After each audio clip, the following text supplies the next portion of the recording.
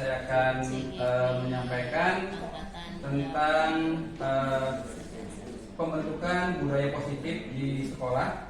Jadi pada aksi nyata ini adalah tujuannya bahwa sekolah itu memiliki sebuah pembiasaan terhadap siswa tentang bagaimana budaya positif itu dilaksanakan di sekolah. Yang mungkin tujuannya adalah agar sekolah itu menjadi tempat yang nyaman, aman bagi siswa dalam belajar. Nah, ilustrasinya adalah sini kita ambil contoh perbandingan dengan hidup tumbuh-tumbuhan menurut Ki Dewantara bahwa seorang petani dalam hakikatnya sama kewajibannya dengan seorang pendidik bahwa ia dapat memperbaiki kondisi tanah, memelihara tanaman padi, memberi pupuk, air, membasmi ulat-ulat atau jamur yang mengganggu hidup tanaman padi untuk tanam. Sehingga guru harus mengusahakan sekolah jadi lingkungan yang menyenangkan, menjaga dan melindungi murid dari hal-hal yang tidak baik. Sehingga salah satu tanggung jawab seorang guru adalah bagaimana menciptakan suatu lingkungan positif yang terdiri dari warga sekolah yang saling mendukung, saling belajar,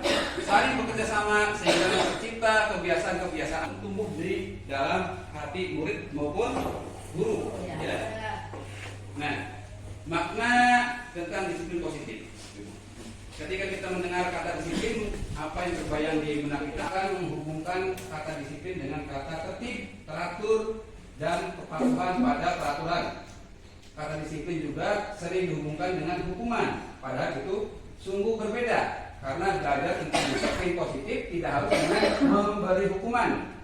Justru itu adalah salah satu alternatif terakhir dan kalau perlu tidak digunakan sama sekali. Jadi menghukum itu kalau bisa tidak digunakan, ya. Alternatif terakhir ataupun kalau perlu jangan digunakan dengan hukuman.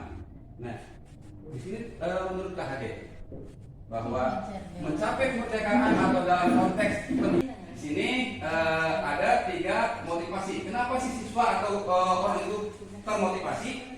Yang pertama untuk menghindari ketidaknyamanan atau hukuman. Ya, murid termotivasi belajar karena takut hukum. Datang pagi-pagi ke sekolah takut hukum. Nah, itu yang pertama motivasinya, ya, karena ketidaknyamanan atau hukuman. Yang kedua, motivasi terjadi karena ingin mendapatkan imbalan atau penghargaan dari orang lain. Kalau juara satu dapat hadiah, kalau menang dapat hadiah dan sebagainya. Nah, yang ketiga, nah ini yang mungkin lebih baik untuk menjadi orang yang mereka inginkan dan menghargai diri sendiri dengan percaya. Nah, ini yang timbul dari internal, dari dalam hati murid ingin menjadi orang yang mereka inginkan, menghargai diri sendiri, bukan karena dorongan oleh guru ataupun orang lain. Nah, ini yang penting Bapak Ibu.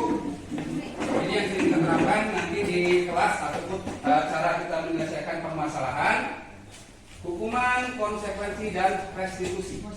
Ya. Nah, ya, hukuman bersifat satu arah dari guru ke siswa. Ya, tidak memberikan kepada siswa kesempatan untuk misalkan memberikan alasan dan sebagainya.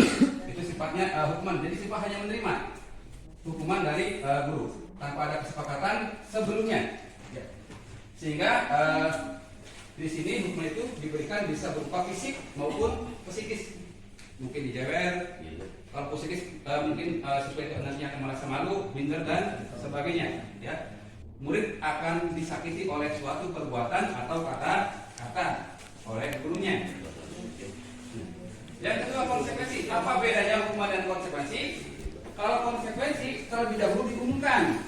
Kalau misalkan datang terlambat 15 menit, hukumannya misalkan baca 1 halaman buku. Atau misalkan pas hari Senin datang terlambat sekian menit, hukumannya berdiri sampai 10 menit di lapangan. Nah, itu konsekuensi. Diumumkan dulu di awal. Ya, sudah membuat kesepakatan antara guru dengan siswa. Jadi siswa sudah tahu. Misalkan melanggar ini, konsekuensinya apa? Sudah tahu siswa itu. Ya. Nah, cuma ini pada konsekuensi ini murid tetap dibuat tidak nyaman untuk jangka waktu yang pendek. Berarti satu arah tetap ya? Sebetulnya 2 arah, dibuatnya 2 arah. Iya, antara murid dan ya, guru. 2 arah pada pembuatannya, cuma tetap prosesnya 1 arah. Seolah murid itu didorong tetap supaya disiplin, gitu kan, dengan adanya konsekuensi tersebut. Dan mungkin konsekuensi timbulnya bukan dari murid, tapi dari guru atau dari sekolah, gitu kan, 1 arah sebenarnya. hanya siswa sudah tahu gitu kan konsekuensinya apa gitu kan. Nah, yang ketiga restitusi. Nah, ini yang mungkin akan kita lebih bicarakan, Bapak Ibu. Restitusi itu adalah proses menciptakan kondisi bagi murid untuk memperbaiki kesalahan mereka sehingga mereka bisa kembali pada kelompok mereka dengan karakter yang lebih kuat. Ya, restitusi juga merupakan proses kolaboratif yang mengajarkan murid untuk mencari solusi untuk masalah mereka dan membantu murid berpikir tentang orang seperti apa yang mereka inginkan dan bagaimana mereka harus memperlakukan orang lain. Nah, jadi ini nanti berdasarkan kesadaran diri sendiri. Restitusi itu sebuah pendekatan untuk menciptakan disiplin positif. Bila ada seorang berbuat salah pada kita, mereka ingin mengembalikan gitu kan, kita udah tidak apa-apa lah, tidak usah lah, jangan gitu kan, nggak apa-apa, biarkan saja. Nah, itu mungkin yang sering kita lakukan. Padahal itu adalah sebuah tindakan yang salah. Restitusi ini, kenapa? Karena merasa bersalahnya tidak akan hilang terus menerus gitu kan. Nah, apa yang betul itu adalah bagaimana mereka itu nanti memperbaiki kesalahannya dengan misalkan melakukan suatu tindakan untuk membayar, istilahnya membayar kesalahannya sehingga dianggapnya impas, lunas, tidak ada hutang, tidak ada kesalahan gitu kan, sehingga mereka itu atau orang yang membuat salah itu tidak ada beban ke depannya karena sudah merasa impas dengan melakukan atau misalkan tindakan yang ingin dilakukan untuk memperbaiki kesalahan tersebut. Ya. Nah, ini yang ini mengapa keyakinan kelas, mengapa tidak peraturan kelas saja? Jawaban pertanyaan seperti misalkan, mengapa kita memiliki peraturan tentang pengaturan helm, tentang penggunaan helm pada saat mengendarai kendaraan roda 2 atau roda 4? Mungkin jawabannya adalah untuk keselamatan. Ya. Mengapa misalkan kita memiliki peraturan tentang penggunaan masker dan mencuci tangan setiap saat? Mungkin jawabannya adalah untuk misalkan kita menjaga kesehatan, menjaga keselamatan. Nah, harapannya seperti itu. Jadi ada keyakinan yang muncul dari sekolah yang akan nanti diterapkan atau dilakukan oleh warga sekolah. Prosedur pembentukan keyakinan sekolah, nah ini mungkin harusnya seperti ini. Jadi mempersilakan warga sekolah itu atau murid untuk bersuara pendapat, menyampaikan pendapatnya tentang hal-hal yang perlu disepakati di kelas atau di sekolah. Gambar-gambar di dinding untuk mengingatkan siswa tentang budaya positif yang ada di sekolah. Nah, kemudian Bapak Ibu, yang namanya budaya positif itu kalimatnya harus positif, jangan negatif. Di sana ada contoh misalkan jangan berlari di teras, di kelas atau di koridor. Itu kalimat yang salah karena negatif. Jangan. Harusnya berjalanlah di kelas atau koridor. Ya, jangan membuang sampah sembarangan. Negatif, karena jangan. Harusnya buanglah sampah pada tempatnya. Itu yang positif. Nah, jadi kata-kata pemilihan kata dalam keyakinan kelas itu sifatnya positif bukan negatif. Ditentukan juga 5 posisi kontrol. Guru-guru yang menerapkan posisi penghukum biasanya berkata, patuhi aturan saya atau awas, gitu kan? Jangan gini, jangan itu.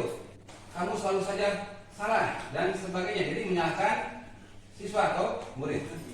Jadi penghukum itu nadanya suara tinggi, bahasa tubuhnya juga mata mungkin bisa melotot atau dari menunjuk-nunjuk, menghati. Terlambat lagi, pasti terlambat lagi. Selalu datang terlambat. Kapan bisa datang? Dan mendendam atau bersifat agresif. Bisa jadi sesudah kembali duduk, murid tersebut akan mencoret-coret bukunya atau meja tulisnya. Ya, setelah diberikan hukuman dengan kata-kata dan sebagainya oleh guru karena berbuat salah. Yang kedua, pembuat merasa bersalah. Pada posisi ini biasanya guru akan bersuara lebih lembut, ya, akan menggunakan keheningan yang membuat orang lain merasa tidak nyaman, bersalah atau rendah diri. Kata-kata yang dikeluarkan dengan lembut seperti misalkan, ibu sangat kecewa sekali dengan kamu. Berarti di ruangan terpisah gitu kan dengan suasana yang hening. Ya. Gimana coba kalau orang tua kamu tahu kamu berbuat begini? Gitu kan? Jadi ini dengan posisi kita sebagai pembuat merasa bersalah. Jadi murid merasa bersalah dengan kalimat-kalimat yang kita pertanyaan dari kita disampaikan ke siswa. Nada suara memelas atau halus atau sedih, bahasa tubuhnya merapat pada anak atau lesu. Nah, contohnya itu ada, adik kamu ini bagaimana ya? Kamu sudah berjanji dengan ibu tidak akan terlambat lagi. Kamu kenapa ya senang sekali mengecewakan ibu? Ibu benar-benar kecewa sekali. Jadi kata-katanya lembut.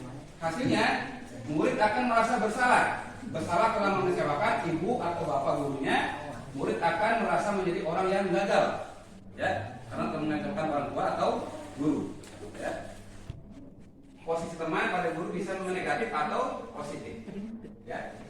Nah, guru posisi teman menggunakan hubungan baik dan humor untuk mempengaruhi seseorang. Mereka akan berkata, ayo bantulah demi bapak ya. Gitu. Jadi lebih akrab, menganggap ke teman kita bicaranya. Ayo ingat tidak bantuan bapak selama ini.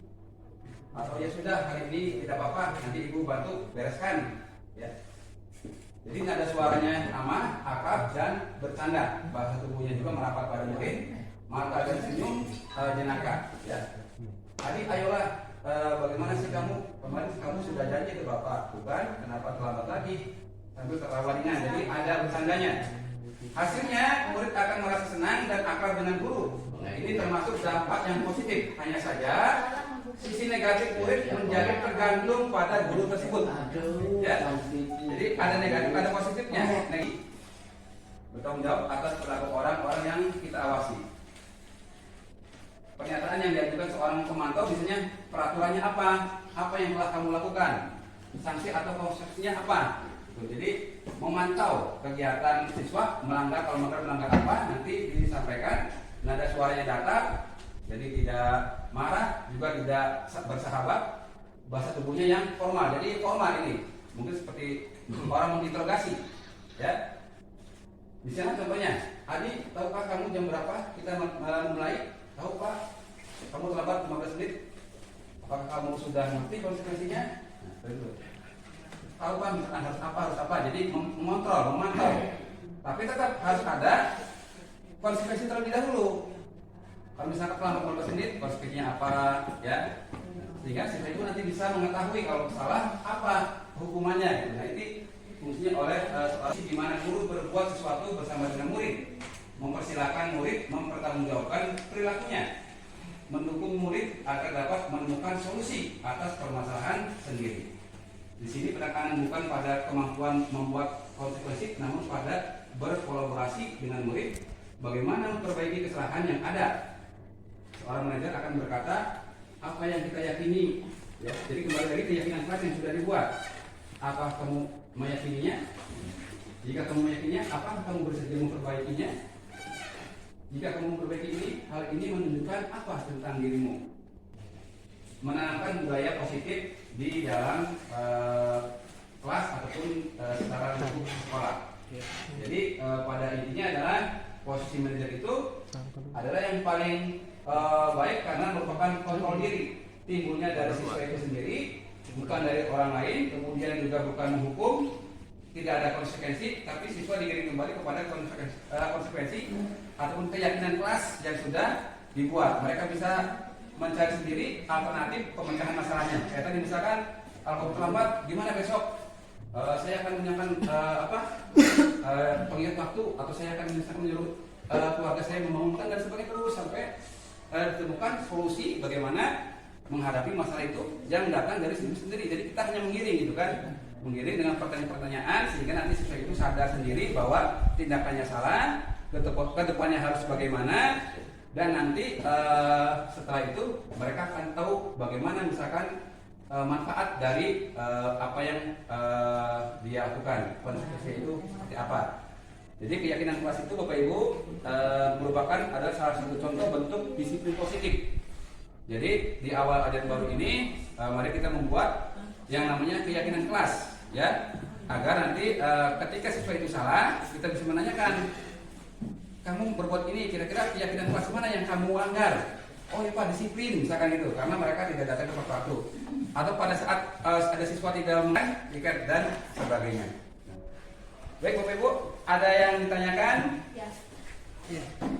Berarti kalau kebetulan saya lagi lihat di TikTok ada yang namanya kesepakatan kelas tadi tuh di sini dengan konsekuensinya.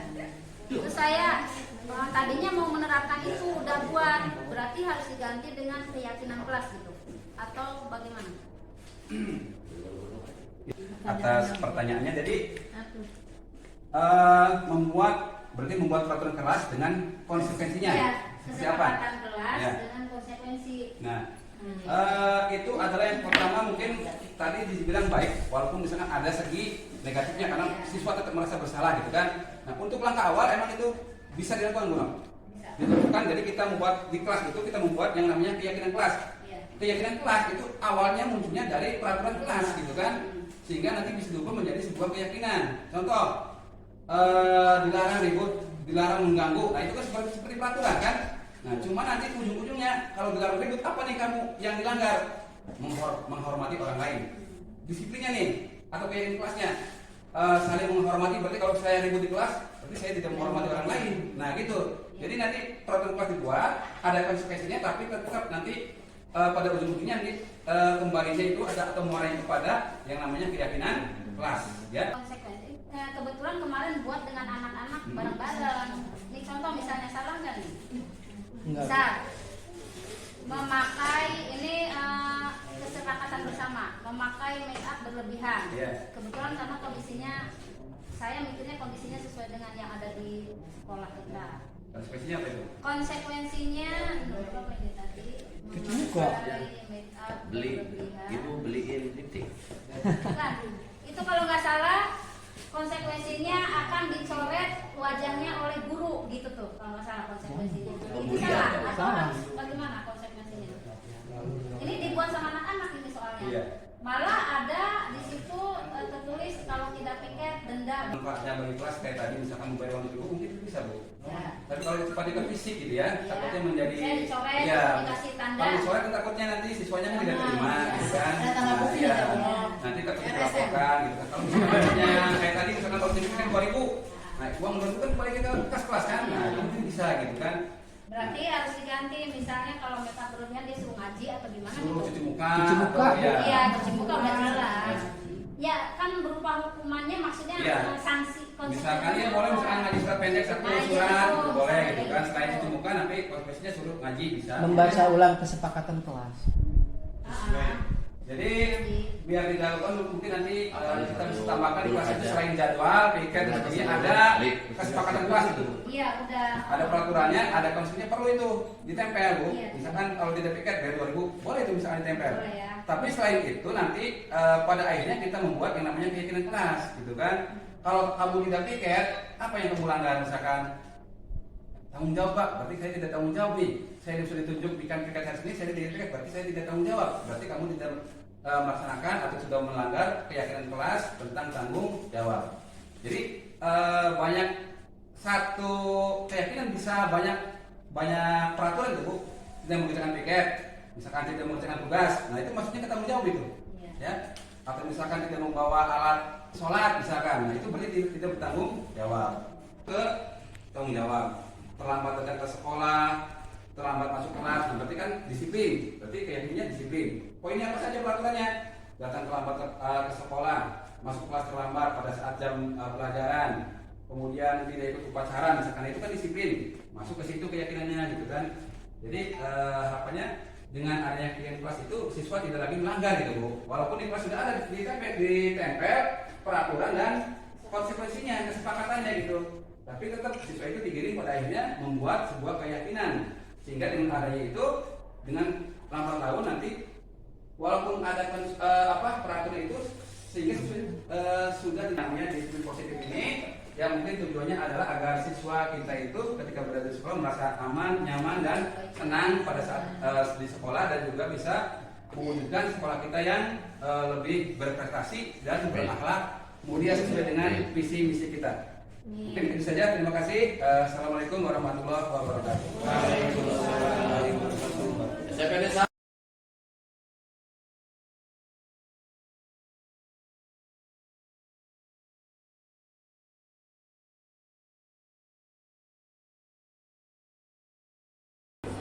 Assalamualaikum warahmatullahi wabarakatuh.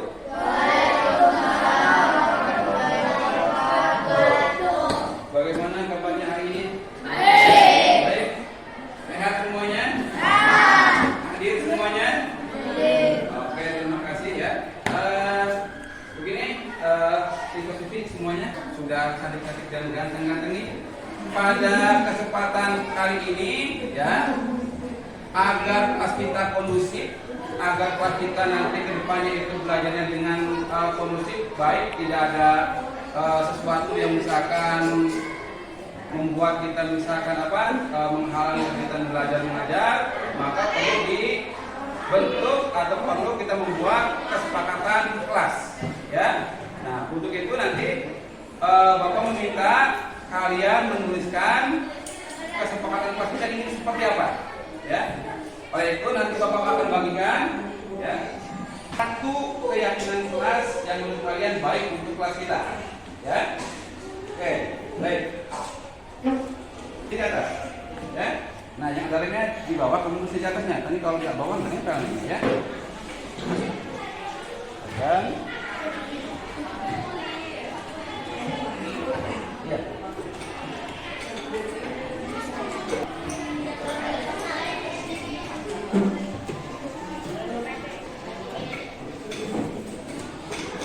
Ini tugasnya ya.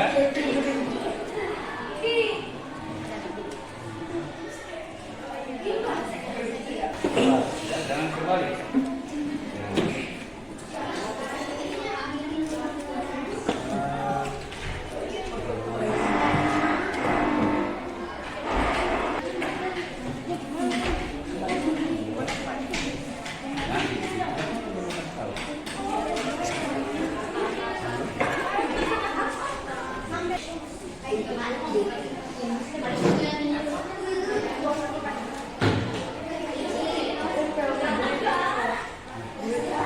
Datang ke sekolah tepat waktu, misalkan kamu pilih tuh satu aja yang kamu baik kemana, atau apa lagi, tidak mengganggu teman, tidak membuli teman ya. Nah, seperti itu, silakan kalian tuliskan mana yang kalian baik ya. Suka menolong teman misalkan. Apa lagi? Apa? Nanti kalau sudah selesai tempel di sini. Kesepakatan kelas.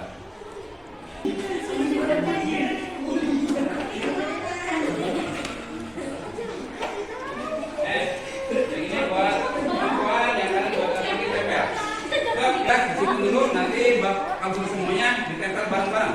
Apa ya? Benar, kan matanya Membantu teman yang misalkan support. Udah semuanya? Satu saja dan baik-baik. Dua boleh Pak. Dua. Terus saja gitu. Kan tekuk nih. Ini bisa lebih. Apa yang itu susah di depan? Dekatnya kayak gitu sih. Ada di kota. Ini. Jangan tinggi-tinggi. Nah, sampai. Ya. Silakan tempelkan hasil karyanya atau hasil kegiatan yang kalian buat. Ya. Sekarang yang laki-laki silakan sebelah sini. Ya. Ya, sebelah kanan. Ya, jangan ini gantian ya.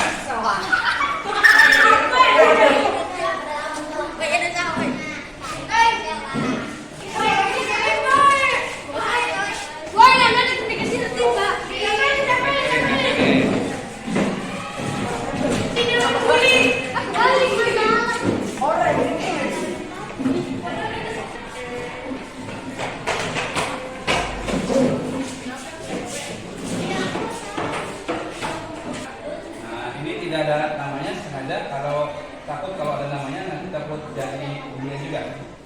Datang ke sekolah tepat waktu.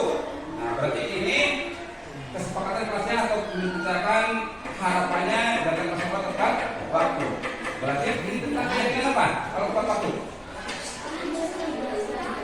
Apa? Keyakinan itu apa kalau datang tepat waktu? Kenapa?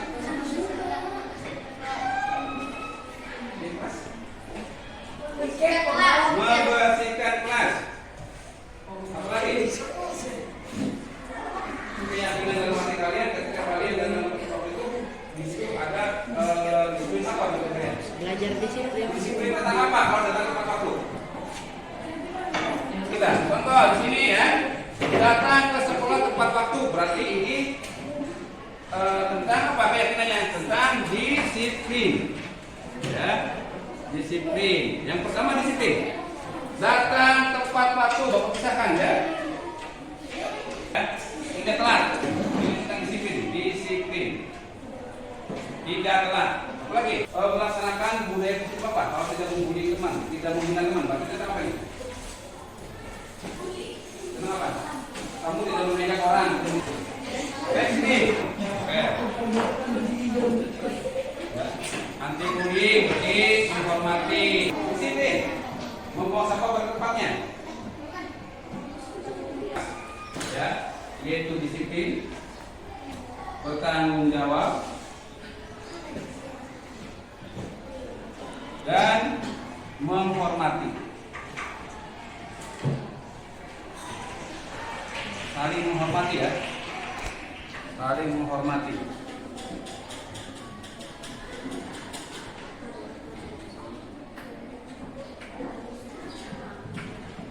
Harapan Bapak adalah ketika keyakinan kelas ini kalian ingat selalu, bila mana kalian misalkan suatu saat melakukan tindakan salah, contoh misalkan tidak mau piket, kamu harus ingat, oh berarti saya sudah melanggar keyakinan kelas, bertanggung jawab, tapi saya tidak bertanggung jawab.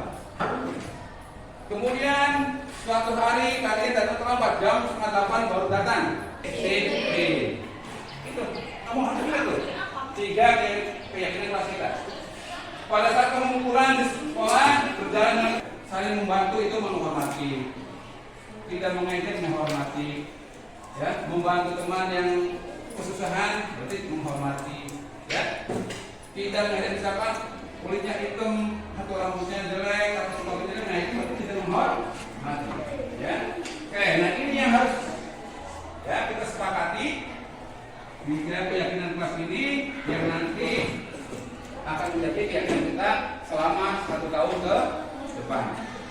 Harapannya tindakan kalian adalah selalu mengingat keyakinan kelas yang kita buat sehingga tidak ada perbuatan ataupun perilaku yang negatif. Semuanya positif, antar teman saling menghormati, disiplin datang ke sekolah, disiplin mengerjakan tugas, ya. Bertanggung jawab terhadap piket, bertanggung jawab terhadap pekerjaan yang diberikan. Ya, paham ya? Oke, baik. Untuk sesi kesempatan ini, Bapak Rasul ini supaya selalu diingat. Ya, terima kasih. Assalamualaikum warahmatullahi wabarakatuh.